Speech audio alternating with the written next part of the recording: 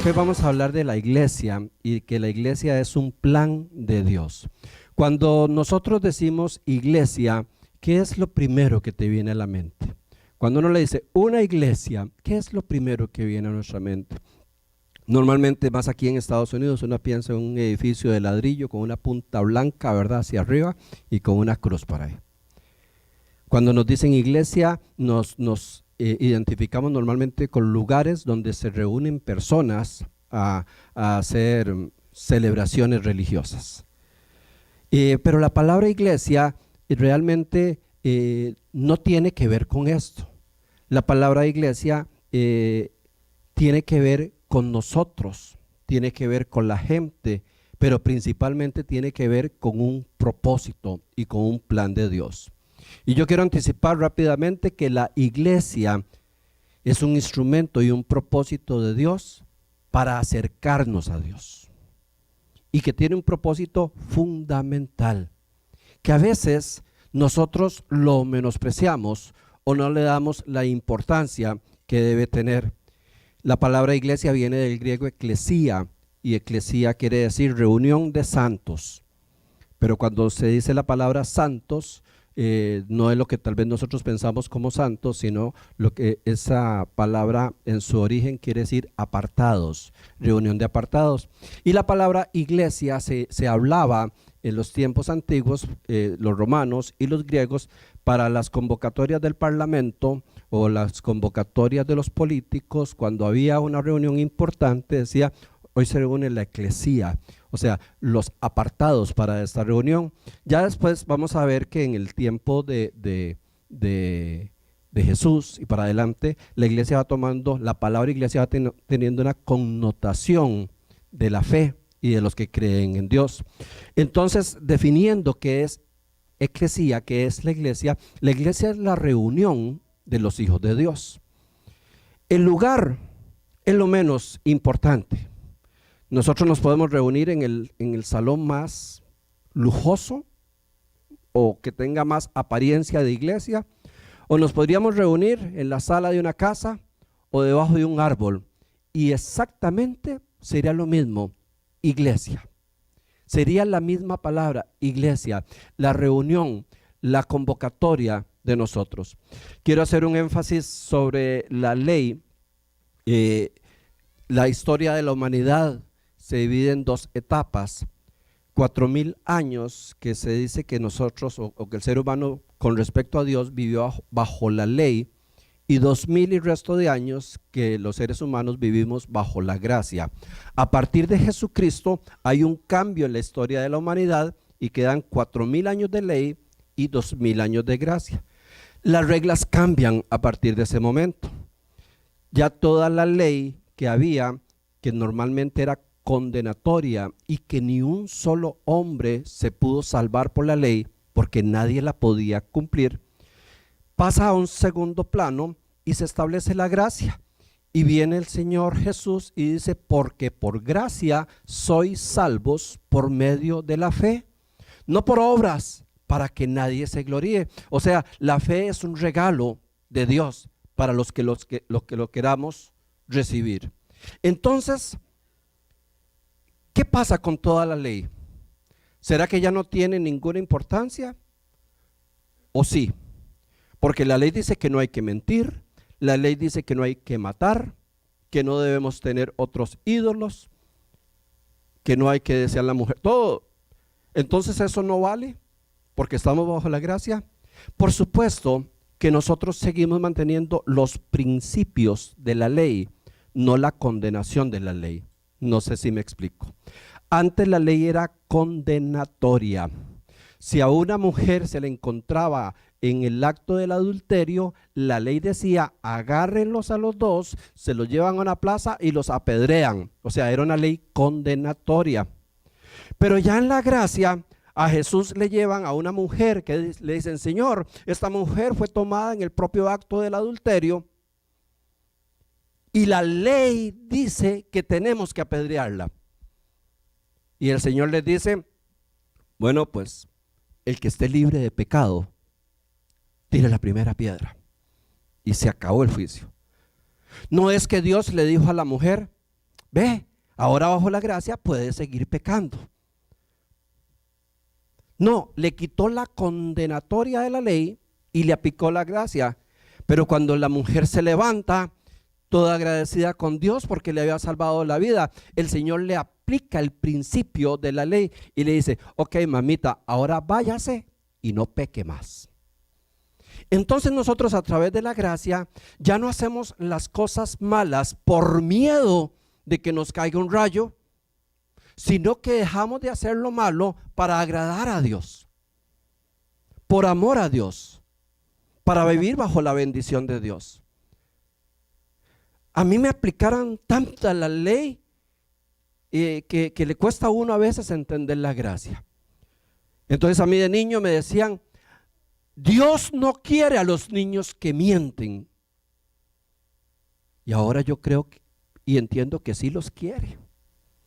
A Dios no le gusta la mentira, pero Dios nos ama como somos. Si usted desobedece una orden de la mamá, le cae la maldición de Dios. Y cuando me iban a pegar, yo iba corriendo y mamá me decía: stop. Y yo me acordaba de eso y frenaba de tonto, ¿verdad? Y me daban unas apaleadas.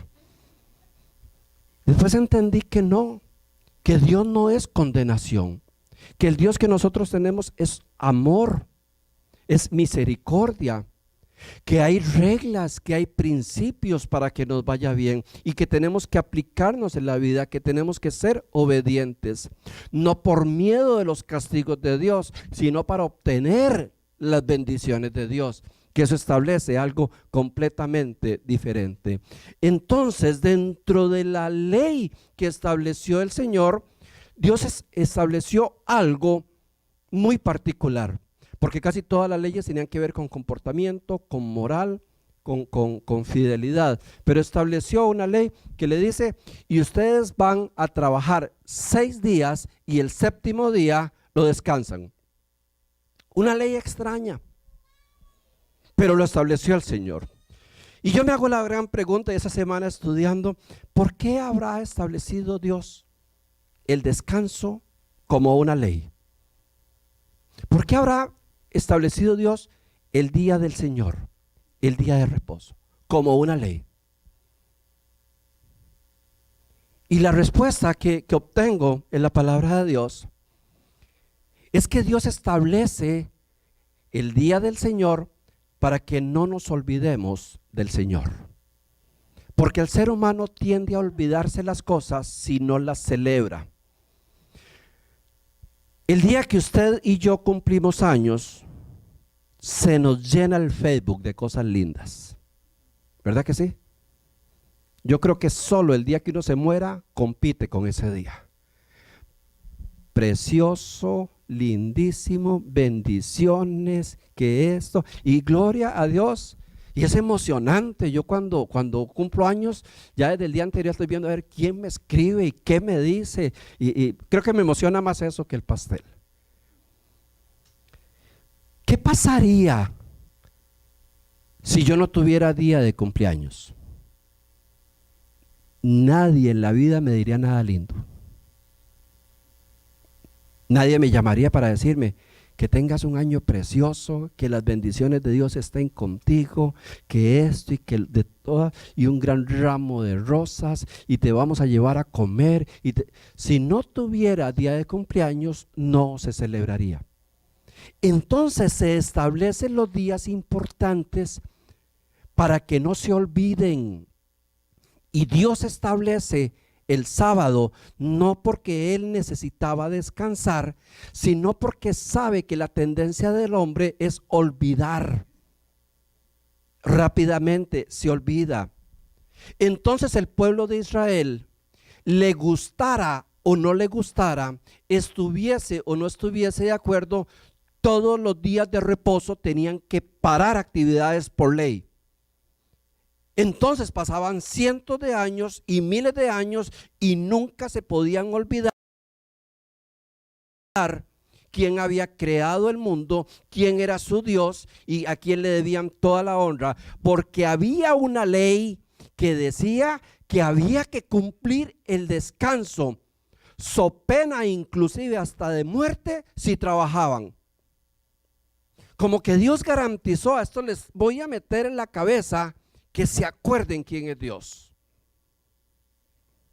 Cuando pasa toda la ley y viene Cristo, el Señor fusiona y como en el resto de la ley rescata el principio.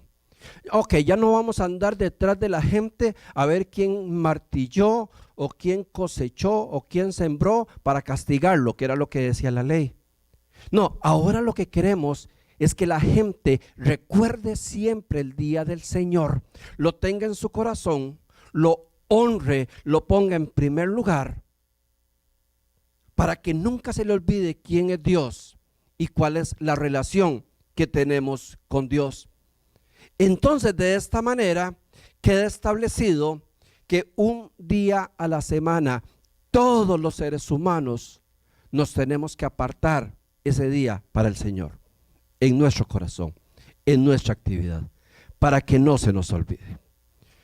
Si usted va hoy a los lugares donde ya se olvidaron de Dios, si usted camina hoy por las calles de Europa y uno de los más grandes monumentos que encuentras en Europa son las iglesias. Y uno entra a esas iglesias, son gigantescas, lindísimas, con detalles que se construyeron en su tiempo con el propósito de honrar a Dios. Pero cuando llegas a pasear un domingo a esas iglesias, son tan grandes y encuentras un grupo tal vez de unas 8 o 15 personas recibiendo la misa. Se ve un puñito así, pareciera que hay una reunión como de la junta directiva de la iglesia.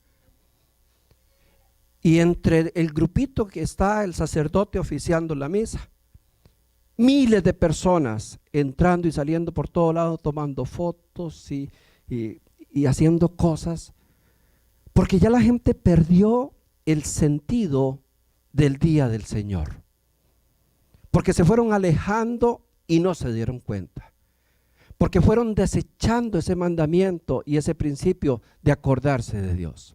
Entonces ya estas sociedades sacaron a Dios de sus vidas, lo sacaron de sus mentes, lo sacaron de sus actividades. ¿Y sabe cómo empieza? Alejándose de la iglesia, porque la iglesia Dios la constituye con un propósito.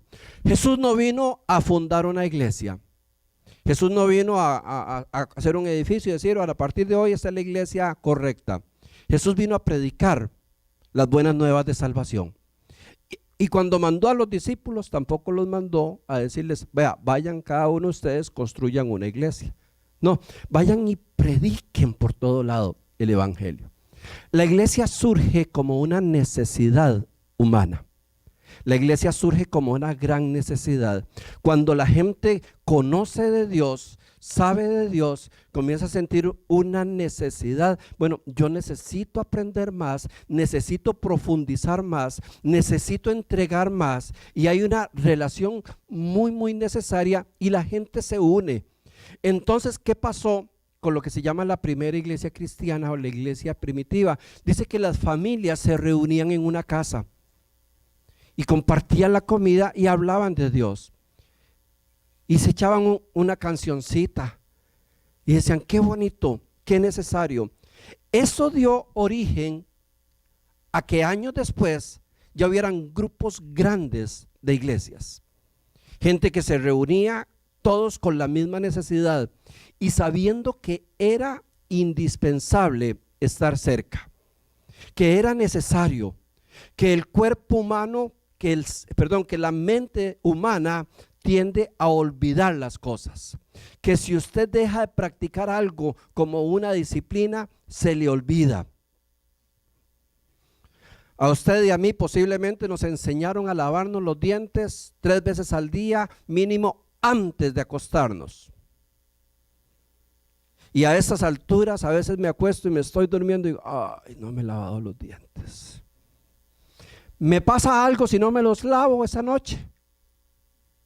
No se me caen, Salada Mayra, ¿verdad? Si le doy un beso, pero no hay problema. Pero ya en mí hay una necesidad que se estableció a través de una rutina conveniente, y con toda la pereza, casi dormido, voy y me lavo los dientes para dormir en paz. Al cristiano se le tiene que hacer una necesidad estar en la iglesia. Tiene que establecérselo, porque el que se aparta de la iglesia se aparta de Dios. Y hay un plan del enemigo exacto, y el propósito de nuestro enemigo es sacarnos de la relación con Dios. Y sabe que no es posible sacarnos de eso si no nos saca de la iglesia. Voy rápidamente a contar una historia, es ficticia, pero tiene que ver con todos los principios muy bien elaborados. En el tiempo cuando el pueblo de Israel salió de Egipto, esa es la congregación más grande. Entonces salieron muchas personas, y dice la palabra de Dios que salieron, leo en Éxodo 13, y Jehová iba delante de ellos de día en una columna de nube para guiarlos por el camino, y de noche como una columna de fuego para alumbrarles, a fin de que anduviesen de día y de noche. Nunca se apartó de delante del pueblo la columna de nube de día, ni de noche la columna de fuego. El pueblo de Israel salen de estar en Egipto y se meten dentro del desierto. Y todos sabemos la historia, ahí les tocó vagar cerca de 40 años. Era un pueblo grande, se especula que podía ser de unos 3 millones de personas, no era un grupito, era un pueblo grande.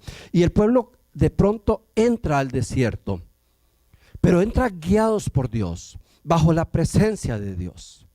Y se da esta gloriosa maravilla, que una nube cubre esos 3 millones de personas, una gigantesca nube refrescante, protectora, y a como ellos van caminando en el desierto, la nube va caminando con ellos. En la noche, esa nube se transforma y deja de ser una nube y se convierte en una columna de fuego.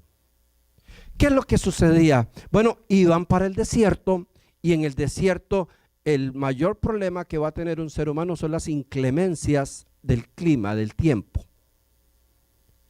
Los que han estado en los desiertos por esos lados de Arabia, de África, podrán entender que aún en vehículos pasar el desierto es altamente peligroso, porque de día son temperaturas insoportables. La gente que tiene que pasar tiene que ir con equipos especiales, con ropa especial, con hidrataciones especiales. Pero tienen una particularidad, que a como va cayendo la tarde, de un momento a otro se revierte la temperatura y comienza un frío impresionante. Un frío bajo cero que congela.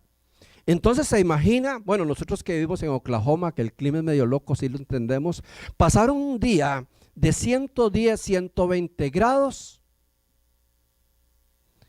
y que de pronto se vaya la temperatura a 25, 20 grados. Bueno, uno en la casa pues mueve nada más el termostato, pero si estuvieras en la calle. Entonces Dios previó que para que este pueblo pudiera caminar por el desierto, la única manera que podían tener era un filtro solar que los acompañara y una columna de fuego que les calentara en la noche. Eso era una maravilla. Dentro de ese caminar iban todos juntos, felices. Cuando tenían hambre, ¿qué caía? Maná. Se cansaron del maná. ¿Qué llegaron? Codornices. Tenían sed. ¿Y qué pasó? Brotó agua. O sea, tenían todas las comodidades. Todo lo que necesitaban para vivir bien. podían, ellos se establecían en lugares y no pensemos que los 40 años fue caminar y caminar y caminar. Ellos eran nómadas, ellos se establecían en un lugar y podrían quedarse en un lugar tal vez hasta un año. Dice la palabra de Dios que de un momento a otro la nube comenzaba a moverse y era la indicación de Dios que había que levantarse y recoger todo. Entonces dentro de ese año o 2 años que usted estuviera ahí, pues ya la gente se establecía. Ya la gente se establecía, tenían sus tiendas, tenían sus animales, sembraban lo que podían, tenían las condiciones, ya cosechaban, ya comían lo que querían. Era una vida muy llena de bendición, no les faltaba absolutamente nada, pero estaban condicionados a una serie de reglamentaciones que se tenía que vivir debajo de la nube. Una de ellas era, en el momento que la nube se mueva, usted tiene que recoger todo inmediatamente y nos vamos de acá. Imagínese uno con un pueblo de 2, 3 millones de personas. Ellos usaban, Moisés iba adelante y cuando Moisés sentía que la nube comenzaba a moverse era la indicación de Dios que había que moverse. Entonces él por medio de trompetas comenzaban a sonar y esta sonaba para acá y para acá y para acá hasta que llegaba la última trompeta y ya todos los cientos de miles o millones de personas sabían que la trompeta había sonado y que había que recoger todo. Entonces, qué complicado. Ahora que Arlene contaba, qué complicado pasarse de casa, ¿verdad? Los que nos hemos pasado de casa, yo creo que casi siempre decimos algo. Esta es la última vez que yo me paso de casa. De aquí no me saca nadie. Y al tiempito va uno a hacer cajas y recoger y sacar basura. Qué complicado pasar. Bueno, pues para ellos era desarmar las casas, desarmar sus tiendas, desarmar sus corrales, acomodar los animales, y era terrible porque, ¿y qué? ¿Para dónde vamos? No se sabe, a caminar. Nada más caminen, recojan todo, échenlo en sus carretas, echen los niños, comiencen a caminar. Eso no era bonito. El ser nómada no era bonito. Y tal vez llegaban a un sitio, se establecían y Moisés daba la orden. Bueno, el tribu tal en tal lado, los acomodaban todos y apenas estaban acomodándose y decían, bueno, aquí no está tan mal, está bonito. Y comenzaban, la trompeta otra vez, va de nuevo. Y después paraban, se establecían otra vez, comenzaban a sembrar, comenzaban a hacer lo suyo y de un momento a otro sonaba la trompeta y vámonos. Una de las cosas que se sospecha, ¿por qué tenía que estar yendo el pueblo, estar moviéndose tanto? Se argumenta que es por situaciones sanitarias. No habían baños. Si usted lee en la Biblia, en el libro de Deuteronomio, está la famosa palita, que la ley establecía que todo israelita tenía que tener una palita sostenida al cinto de su vestido, como los gatos, con la palita. Entonces tenías que retirarse y cavar un hueco, tener sus necesidades, taparlo. Posiblemente llegaba el momento donde ya cualquier hueco era como encontrar oro, ¿verdad? No, ya se está usado. La gente, ya aquí no hay donde hacer un hueco. Entonces, posiblemente por esas situaciones sanitarias el pueblo se movía hacia otro lugar. Bueno, tenían todo lo que ocupaban, pero no era una vida bonita. Era una vida incómoda. Era una vida donde usted no tenía estabilidad. Ya se estaba acomodando, vámonos. Donde habían reglas, porque había un tabernáculo, habían levitas y todos los días había que ir a las reuniones, todos los días a presentarse ante Dios. Había que llevar ofrendas, había que llevar sacrificios, todo el tiempo. Entonces la gente se aburría tremendamente, esto no es vida. Es andar de aquí para allá, de aquí para allá, de aquí para allá. Cuando uno habla del pueblo israelita, normalmente hasta uno siente pues que eran muy lindos, que era gente muy buena, pero no. Como cualquier pueblo del mundo, había gente buena y gente mala. Pero la gente mala, según la palabra de Dios del pueblo de Israel, era mala con M mayúscula. Eran malísimos. Y usted tenía que coexistir con esa gente. Si usted vive ahorita en un barrio y tiene un vecino que le hace la vida imposible, pues usted vende la casa y se va para otro. Pero en el desierto, a donde le tocaba, le tocaba. Habían intrigas, habían pleitos, habían problemas. Moisés era como un juez, le hacían filas enormes todos los días para dar quejas unos de los otros. Era un pueblo que lo vemos traicionero. Entonces la coexistencia era difícil. Pues cuenta esta historia ficticia, para adornar un poquito, que una familia decidió que ellas estaban hartos de esa vida, que ya son años, no tenemos nada, no soporto ya comer lo mismo, estoy cansado de esta gente, estoy cansado de Moisés, porque Moisés también se equivocaba, estoy cansado de los vecinos, estoy cansado de ir al tabernáculo, estoy cansado de llevar sacrificios. Esto no es vida. Entonces la familia se reunió y dijo: vea, hagamos una cosa, ¿por qué no nos quedamos acá? Ya estamos establecidos, ya hemos sembrado, ya tenemos animales, podemos tener una vida tranquila, en paz e independiente. Dios está en todas partes. El mismo Dios que le ora a Moisés, le podemos orar nosotros. Bueno, se la cuadraron bien, la pensaron, y la próxima vez que sonó la todo el mundo comenzó a levantar, menos la familia esa. Se quedaron viendo a todos. Seguro decían: qué tontillos, ¿verdad? Todos recogiendo las cosas para comenzar un peregrinar. Y se quedó la familia.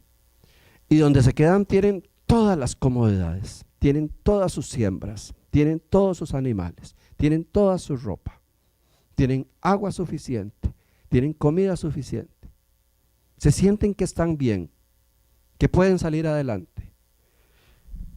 Pero cuando se va el pueblo, se va la nube. Y seguro al principio comienza: está calientillo aquí, ¿verdad? Y el papá dice: sí, pero ahorita refresca. Ahorita refresca, aguantemos un poquito, métanse debajo de las enramadas y ahorita se refresca. Qué calor hace, qué sed, y los animales pidiendo comida. Y llega la tarde, ya todos bien quemados, bien tostados, y comienza a refrescar, y qué rico, ¿verdad? Recuerdo cuando uno está por los meses de septiembre, por acá octubre, cuando ya el calor ya lo tiene a uno aburrido, ¿verdad? Qué calor. Y de pronto se viene una noche fría y uno dice: qué rico, ¿verdad? Y se va uno para afuera y dice: ay, qué rico, abre ventanas, eso sí es vida, que venga el frío. Al mes está uno renegando de ese frío otra vez: ay, qué frío que está, ¿verdad? Qué terrible, ¿verdad? No se puede ni salir, de la nariz, ahí comienza todo.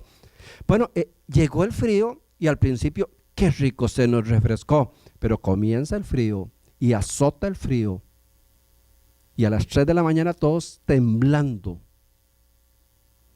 los animales gritando y todo, y los papás tranquilos: muchachos, ya va a amanecer y sale el solcito otra vez. Qué rico, ¿verdad?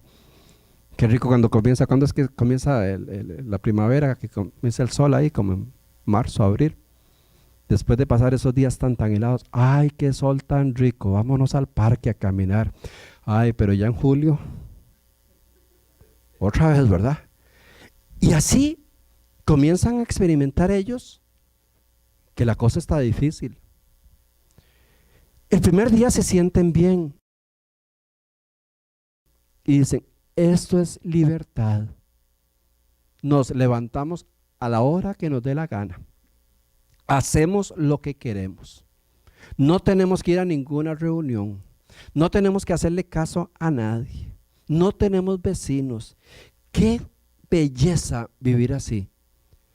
Pero cuando esa familia tiene 3 días de estar ahí, están deshidratados, están quemados, están enfermos, están llenos de úlceras. Comenzaron a llegar los animales salvajes que andan en el desierto merodeando. Se acabó la comida, los animales se comienzan a morir. Y hasta ese momento entienden para qué era la nube que los cubría. Hasta ese momento valoran y dicen, es que no sabíamos cómo era esto. Hasta ahora entendimos la importancia de ese filtro solar, de ese calorcito en las noches. Pero ya era tarde, ya no hay cómo alcanzarlos, ya están débiles y mueren. Iglesia, la palabra de Dios nos trae toda verdad. Y hay un verso en Hebreos 10:25 y dice, no dejemos de reunirnos como hacen algunos. Al contrario, animémonos cada vez más a seguir confiando en Dios. Y más aún cuando ya vemos que se acerca el día en que el Señor juzgará a todo el mundo. Dice la versión Reina Valera, y no dejen de congregarse como a algunos se les está haciendo costumbre. Y aquí es donde viene la parte fea de la prédica. Y esto para la grabación, para los que están en su casa o en otra iglesia. La primera tentación que recibe un cristiano es dejar de ir a la iglesia. Esa es la primera tentación. Y se siente como que no pasa nada. Se siente, no venir a la iglesia puede ser algo bonito. Ay, qué rico este domingo, me puedo levantar, ay, a la hora que quiero. No me baño. Mando a traer pizza, ni salgo. ¿Sabe que muchas de las sillas que están vacías hoy tienen nombre? Se llama Mundial de la FIFA.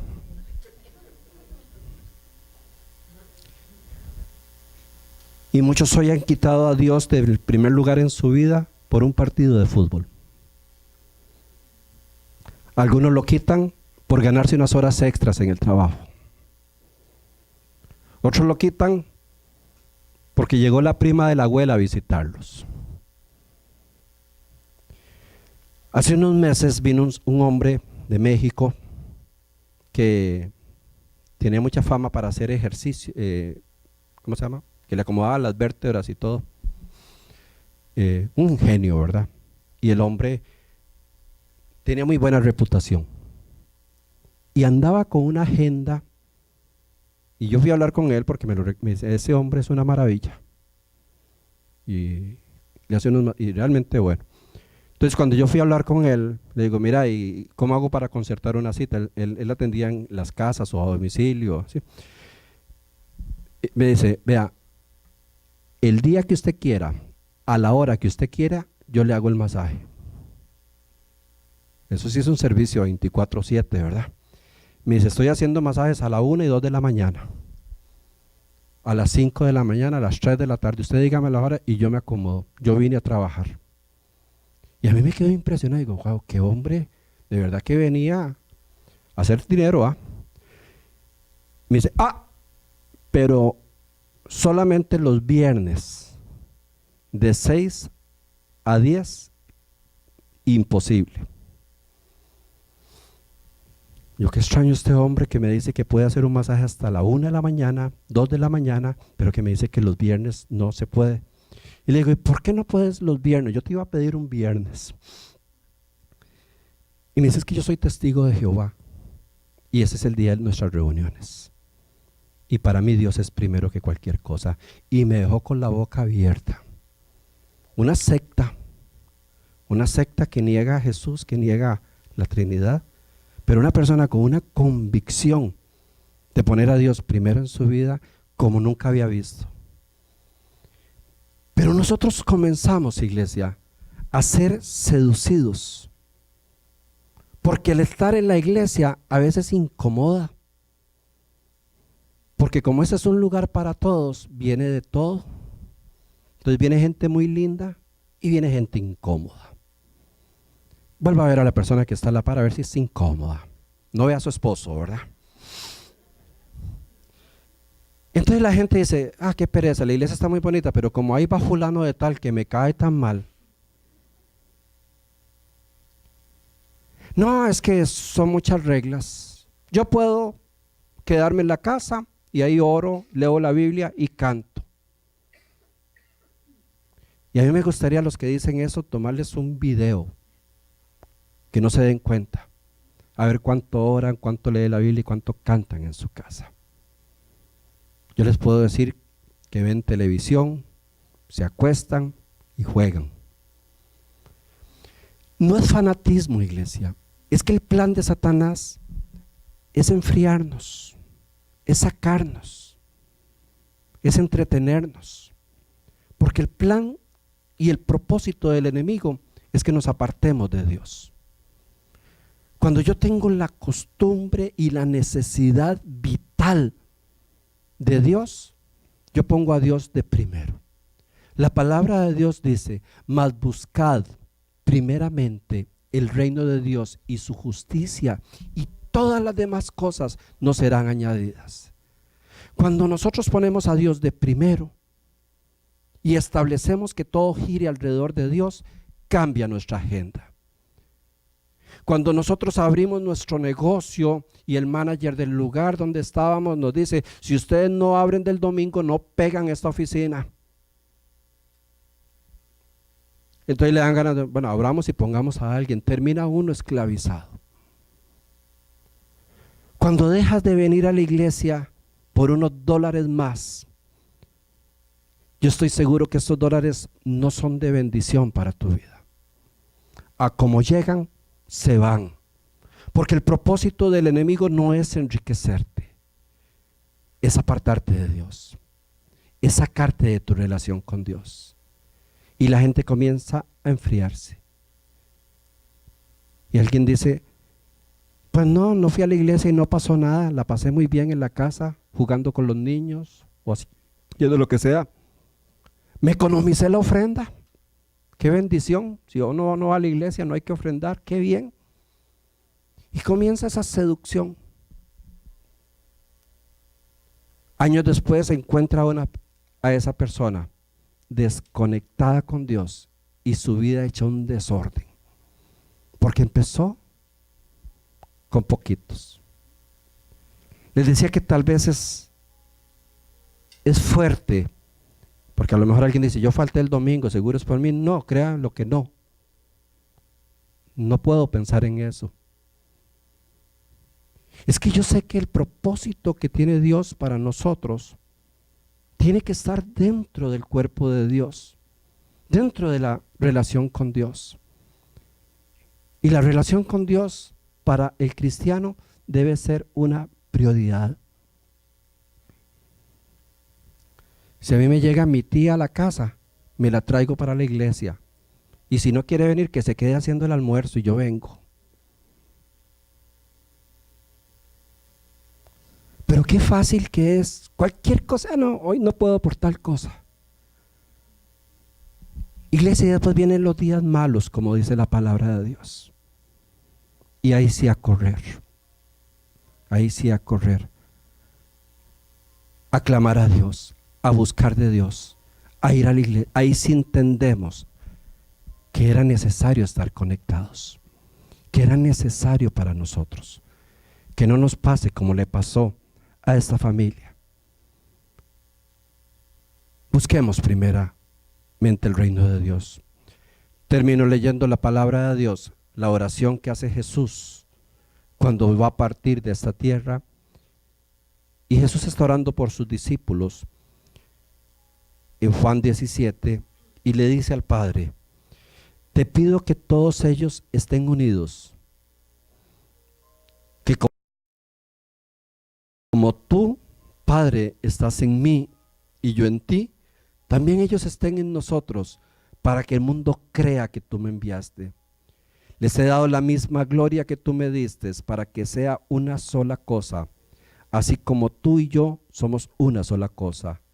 Yo en ellos, tú en mí, para que lleguen a ser perfectamente uno, y que así el mundo pueda darse cuenta que tú me enviaste y que los amas como me amas a mí. Póngase en pie, por favor.